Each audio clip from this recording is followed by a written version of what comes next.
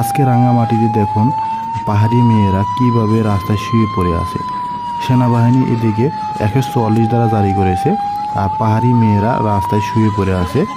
শুরু হয়েছে সেনাবাহিনী আর পাহাড়িদের খেলা।